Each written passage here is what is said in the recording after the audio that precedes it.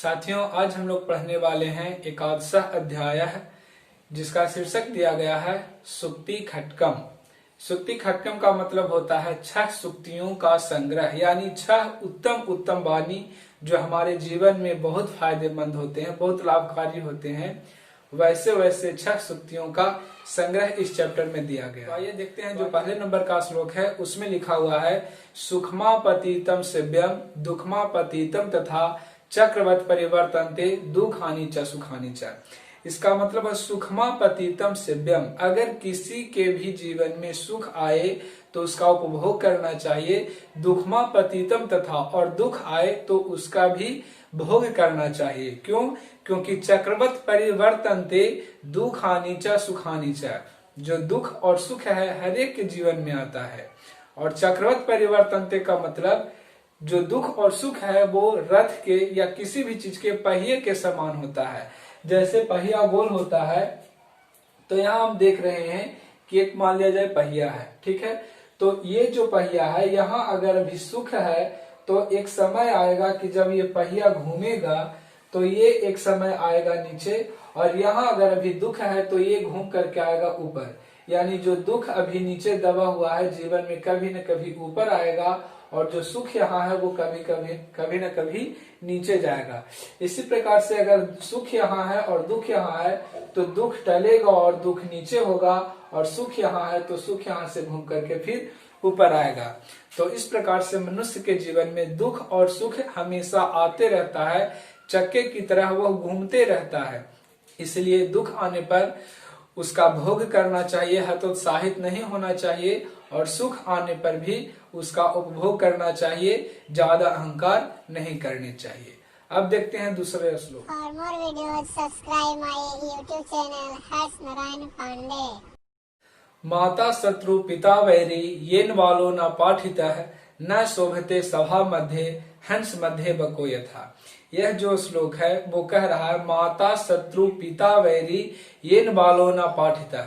इसका मतलब है वैसे माता और वैसे पिता शत्रु के समान होते हैं, दुश्मन के समान होते हैं, जिन्होंने अपने बाल बच्चे को नहीं पढ़ाया। माता शत्रु पिता वैरी, माता शत्रु और पिता वैरी, जिन्होंने अपने बाल बच्चों को नहीं पढ़ाया। न शोभते सभा मध्य, और वह बच्चा जो नहीं पढ़ा वह शोभा नहीं पाता है, कहीं भी विद्वानों के बीच में वह अनपढ़ बालक शोभा नहीं पाता है। जिस प्रकार से हंस मध्य बको यथा, हंस के जमात में, हंस के झुंड में जिस प्रकार से बगुला शोभा नहीं देता, उसी प्रकार से विद्वानों की टोली में, विद्वानों के बीच में, शिक्षित लोगों को बीच में अनपढ़ बालक शोभा नहीं पाता है। कहने का मतलब सभी माता पिता को चाहिए कि अपने बाल बच्चों को शिक्षा प्रदान करें और शिक्षा ग्रहण करने के लिए प्रेरित करें। दूरजनः परिहर्तव्यो विद्या अलंकृतो अपिच न मनिना भूषितः सर्वः किमसो न भयंकर। यह जो श्लोक है यह हमें सिखा रहा है कि दूरजनः परिहर्तव्यो, दुर्जन हो, जो दुष्ट स्वभाव का व्यक्ति हो, उसे छोड़ देना चाहिए, चाहे वह विद्या अलंकृतो अपिष्णा, वह विद्या से युक्त क्यों न हो, विद्या के श्रृंगार से वो लदा क्यों न हो। यानी अगर कोई व्यक्ति विद्यावान है, बहुत ही उसके पास बुद्धि है, बहुत ज्ञान है, लेकिन अगर उसका आत्मा दुष्ट स्वभाव का है तो उससे दूरी बना करके रहें, उसे छोड़ दें, उसका त्याग करें। क्यों ऐसा कहा जा रहा है? क्योंकि मनिना भूषिता सर्पः किमसो न भयंकर। वैसा सांप जिसके पास मणि होता है, जैसा कि सभी जानते हैं मणि बहुत बहुमूल्य चीज होता है, वो हर किसी के पास नहीं होता, वो बहुत पुराने नाग के पास होता है। तो वही करा मनिना भूषितः सर्पः, वह सांप जो मणि से अलंकृत है, वैसा सांप जिसके पास मणि है, क्या वह भयंकर नहीं होता? क्या वह जहरीला नहीं होता? सांप के पास मणि है लेकिन उसके पास जहर भी है, तो वो कभी भी किसी को डस सकता है। उसी प्रकार से कोई भी व्यक्ति के पास यदि विद्या है और स्वभाव उसका दुष्ट आत्मा वाला है तो उससे आप दूरी बना करके रखें तो ज्यादा अच्छा होगा, क्योंकि वो विद्वता को भूल जाता है जब उसके अंदर का दुरात्मा जाग जाता है। इसीलिए दूरजनः परिहर्तव्यो, वह विद्या से भी अलंकृत हो तो भी उससे दूरी बना करके रखें, क्योंकि उसका आत्मा है जो दुष्ट स्वभाव का है। ठीक उसी प्रकार से जिस प्रकार से सांप के पास मनी होने के बावजूद भी वह जहरीला होता है, किसी को नुकसान पहुंचा सकता है। दानम भोगो नाशस्त्रिस्तो गतयो भवन्ति बीतस्य यो न ददाति न भुंक्ते तस्य तृतीया गतिर्भवति।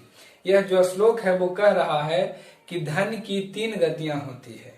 पहला दान, दूसरा भोग और तीसरा नाश। जिस किसी के पास यदि अपार धन है तो वो अपार धन हो या जो कुछ भी धन हो वह 3 गति को ही प्राप्त करता है। पहला दान, दूसरा भोग जो स्वयं पे खर्च होता है और तीसरा नाश। यो न ददाति न भुंक्ते। मनुष्य के पास यदि धन है तो सबसे पहले दान करना चाहिए। जैसा कि आप सुनते हैं कि जो बड़े बड़े लोग होते थे वो स्नान ध्यान करके पहले कुछ न कुछ दान किया करते थे, उसके बाद ही भोजन ग्रहण करते थे। आज भी ऐसा है, कहीं कहीं पे कुछ लोग करते हैं। तो वहीं धन है तो उसका पहला गति दान होना चाहिए और दूसरा स्वयं पे उपभोग करना चाहिए। अपने अपने परिवार वालों में उपभोग कीजिए और करवाइए। अगर कोई व्यक्ति ना तो पहला काम करता है, पहला गति यानी न ही दान करता है और ना ही खुद पे उपभोग करता है, जिसको कंजूस कहते हैं ना किसी को देना है और ना ही स्वयं अच्छा से खाना पीना है या उपभोग में करना है, तो वैसे लोगों की धन की तीसरी गति प्राप्त होती है, यानी वो नाश हो जाता है। इसलिए धन है तो पहले दान करें, दूसरा स्वयं उपभोग करें और नहीं तो तीसरा तो अपने आप वो हो जाता है। बहुत बार आप लोग सुनते हैं कि वो ऐसा था, इतना कंजूस था, किसी को लेता देता नहीं था, लेकिन अचानक चोर है जो चोरी कर लिया या इस तरह से उस तरह से उसका धन बर्बाद हो गया। तो इसका यही है, यह जो श्लोक आप पढ़ रहे हैं, देख रहे हैं, यही उसके लिए सटीक है कि दान, भोग और नाश धन की 3 गतियां होती है। इसीलिए पहला दान करें, दूसरा उपभोग करें, नहीं तो तीसरा अपने आप वो प्राप्त हो जाता है। यस्मिन् देशे न सम्मानो न वृत्तिर्न च बांधवा न च विद्यागमः कश्चित् तम देशम परिवर्जयेत्। यह जो श्लोक है वो आपको बता रहा है, वो हमें बता रहा है कि यस्मिन् देशे न सम्मानो, वैसा देश, वैसा जगह जहां आपको सम्मान ना मिले, न वृत्तिर्न च बांधवा, और ना ही वृत्ति हो, कुछ कमाने खाने का रोजी रोजगार हो, और ना ही वहां बंधु बांधव हो, ना ही आपके अपने हो, दोस्त हो, साथी हो। यस्मिन देश से काउंट कीजिएगा, यस्मिन देश से न सम्मानो, वैसा जगह जहां आपको सम्मान न मिले, जहां जीविका का साधन ना मिले और ना ही वहां कोई अपना हो, बंधु बांधव, दोस्त साथी, मित्र या कोई परिवार हो। न च विद्यागमः कश्चित्, और न ही विद्या ग्रहण करने का कोई साधन हो, तम देशम परिवर्जयेत्, तो वैसे देश को, वैसे जगह को त्याग देना चाहिए, वहां से वापस आ जाना चाहिए जहां पे ये सारा चीज आपको मिले। जल बिंदु निपातेन क्रमशः पूर्यते घटः स हेतु सर्व विद्यानाम धर्मस्य च धनस्य च।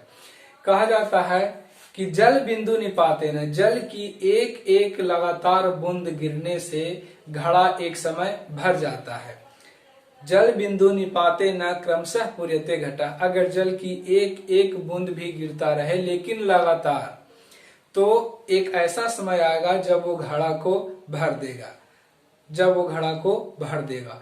ठीक उसी प्रकार से स हेतु सर्व विद्यानाम, ठीक उसी प्रकार से अगर हम थोड़ा थोड़ा भी विद्या अर्जन करते हैं, थोड़ा थोड़ा भी ज्ञान प्राप्त करते हैं, तो एक ऐसा समय आएगा जब हम ज्ञानवान हो सकते हैं, हमारे पास अच्छा नॉलेज होगा, हमारे पास बहुत सारी जानकारियां होगी।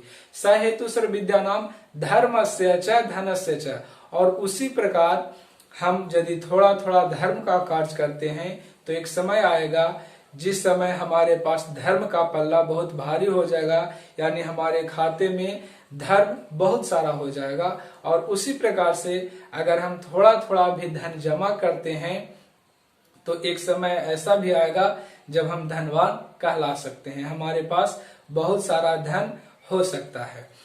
लेकिन आजकल लोग शॉर्टकट के चक्कर में रहते हैं। जैसे अब यहाँ जल बिंदु निपाते न के जस्ट अपोजिट जाते हैं, सीधा विपरीत जाते हैं।